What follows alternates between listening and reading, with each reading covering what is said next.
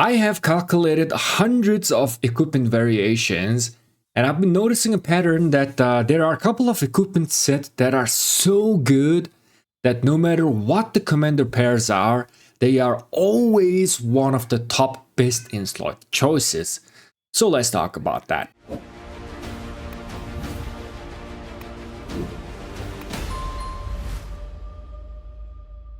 So I like to call these equipment sets the future-proof sets. That means that no matter what commanders comes in future, if you have these specific equipment crafted, they are always going to be one of the top choices, alright? Of course, depending on the commander pairs, the absolute best, statistically optimized version might look slightly different than these. However, crafting equipment takes a lot of time and investment. So we cannot be really crafting a brand new equipment every time, a new commander comes out, right? So these are the best sets that fits all, and you should craft only these equipments. Okay, with that being said, let us start from the infantry, and I'm dividing the equipment sets into open field variations. I have top 3 open field for each troop type, and then 2 equipment suggestion for rally and garrison scenario. Okay, starting off from the infantry open field, I am suggesting these 3 sets. These are the top 3 sets that you should be crafting. The first set, we have the set helmet weapon,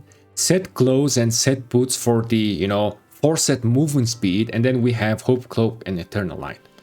The second set, this is the set that we have recently discovered. Due to the changes to the crystal tech, this now has become one of the best sets to craft.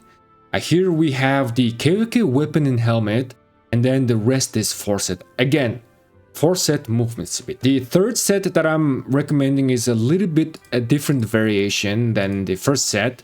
Instead of the Eternal Knight, here I have the Leadership for extra HP. This also has the 4 set movement speed. And these are the best set that you can craft in today's meta. If you have noticed, all 3 sets have the set movement speed bonus. Because Lilith made a change recently, movement speed on open field is more important than ever. It is now crucial. Previously, as we know, this was the statistically optimized version, right? You could use this on open field and you are doing okay. But now you gotta have movement speed.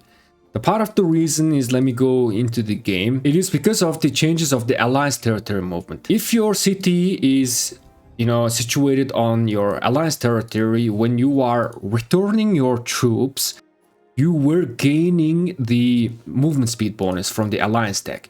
And that was total of 22% movement speed. This one. Rapid March is 7% and Rapid March 2 is 15%. Let's say you are fighting enemy right here. And then if you are losing, you go back and most of your marchers can return home safely because you are gaining that burst of movement speed of 22%. Enemies wasn't really able to chase you. And also you remember that it was also very hard to chase enemies. Right? When enemies are returning to their city, it was almost impossible to catch them. Yeah, maybe you can catch one of their marches, but the rest of the march can safely go back home. That is because previously when you go to your own territory or to objective that is on your alliance territory, whether it's flag, your city or whatever, you were instantaneously gaining that movement speed. Now there's no longer that is the case. Now, the movement speed, you can only gain the movement speed of our alliance territory when you are within the territory. Look at this. I'm moving quite fast, but when I move outside the city, outside the territory, all of a sudden I'm moving so slow. Look at this, so slow. Now it's much harder to escape from enemy. When you are out of position, if you are getting chased, today you are just gonna get wrecked, all of your marches. On the other hand, it is the other way around. If you are chasing enemy, if you have movement speed, most likely you're gonna just destroy almost all of them. This was a huge change that they implemented recently in terms of the territory movement speed, which is why movement speed equipment sets on infantry is now important than ever. Again, crucial to have 4 set march speed sets. And I also give a lot of thought into this as well. For someone who is starting the game, just building their first set, they should go with this. This doesn't have any, KOK weapon and helmet, right? It's easy to craft. The Hope Cloak, Eternal Light can be get from the, gold chests, and the rest of the blueprints can be easily found. For your second march, you should try to make this set.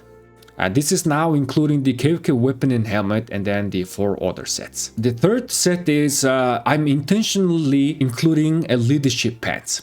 Yes, you can also make another one of the Eternal Night version right here, but if you have one leadership variation, this is gonna give you a much more freedom and versatility. Okay, so what's gonna happen is that you are gonna be using this set if your pair has a lot of HP on themselves. For example, like Bai Chi and William Wallace, right? Both of the commanders has a HP on themselves, and if you put the Eternal Light, which has a defense stat, it is going to be statistically optimized. On the other hand, this third set, put this set on commander pairs that has a lot of defensive stats. What is happening is that we are trying to balance that defense and HP value, right? That is how you are making yourself trade a little bit positive. That is how you take advantage of the damage formula and the stat balance. Okay, the more your HP and defense stats are balanced, the better. And then this middle set that we talked about previously is that this is kind of like a glass cannon set, but this is offering us a lot of attack stats. This is best utilized for tanky commander pairs for infantry. Right now, this middle set is only gonna be good for Ragnar and Scipio combination. Those two commanders are very, very tanky, so that if you put this set on them, they are shining even more. So that is how you can mix and match in future. So no matter what commanders that comes out, right, you can put these 3 sets depending on what type of stats they have. Okay, now in terms of Relic Garrison, the very first set that I'm recommending is this one. We have KOK weapon and helmet, and then set gloves and boots, and then Hope Cloak and Eternal Light. This is gonna be the most used set for Infantry Rally and Garrison. The reason why is that, again, just as I talked about, we need to balance the HP and defense stat, right? And this equipment set right here is giving us a lot of defense. If you check out the Infantry, Rally and Garrison commanders, most of them has a lot of HP on them. Like Zenobia has a lot of HP, Tokugawa has a lot of HP, he has a stacking HP, Gorgo has a lot of HP, right? 30% HP. The Infantry, Rally and Garrison commanders tend to have a lot of HP built in themselves, which is why this first variation is performing the best. In some occasions, it is good to have this set right here. If the commander has a lot of defensive value, this set is offering a lot of HP, right? So you could also use this variation set as well. Now let's go on to the archer, and let us start from the open field. Now on open field, these are the 3 sets that I am recommending. The first set is KOK weapon and helmet, and then we have leadership pants and boots.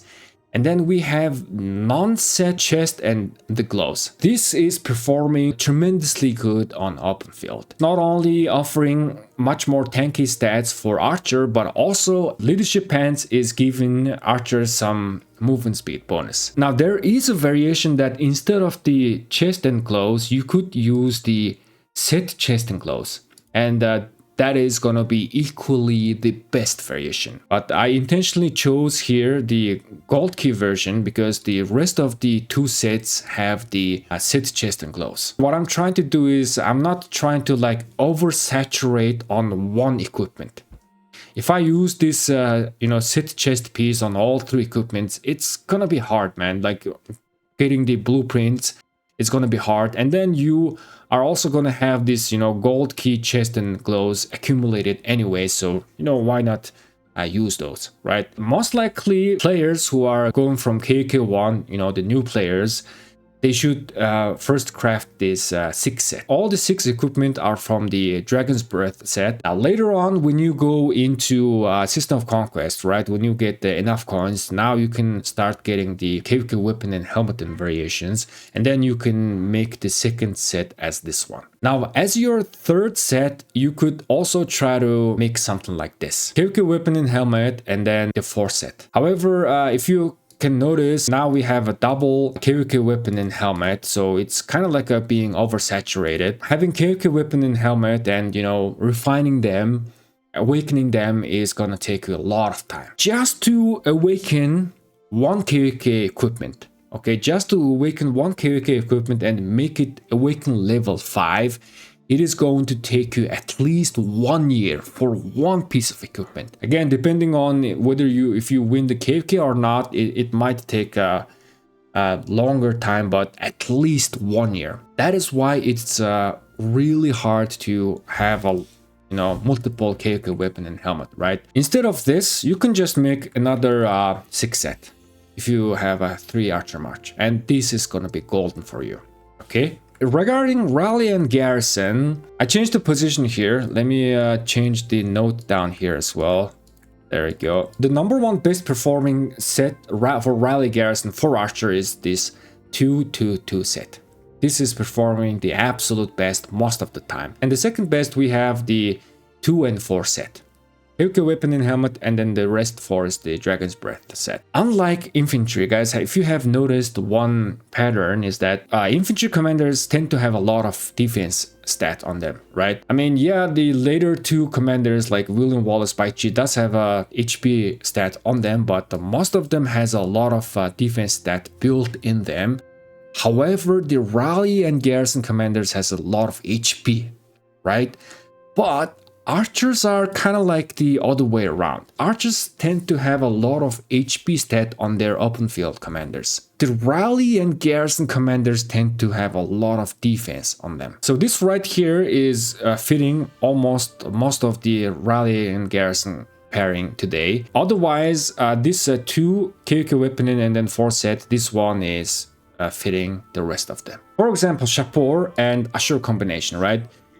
On these 2 commanders, this set is performing the best, the 2 and 4. As well as the leadership variation, this one is also performing almost equally the best. It's only like 0.3 to 5% worse, but it is making you tremendously tankier.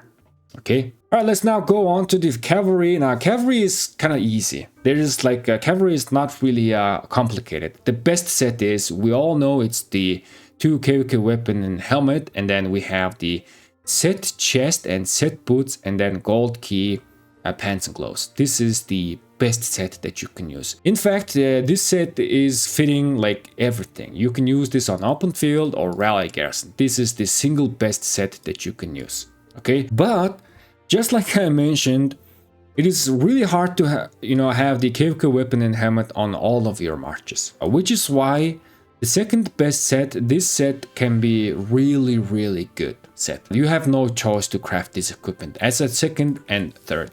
Now, siege is also quite easy. One good thing about this is that there is like no KVK weapon and helmet. Like all of these can be obtained through events. The blueprints are easy to get. Of course, you can mix and match like the epic gear and the blue gear, but the best is gonna be this one on all of the marches. Now let's go to the accessories. The first variation is this horn and ring. So you are never gonna go wrong with crafting horn and ring. A horn is pretty much crucial on all of your marches. I mean, on Qin Shi Huang, no, right? Qin Shi Huang is new type of commanders, but all of your other commanders, they gotta have horn.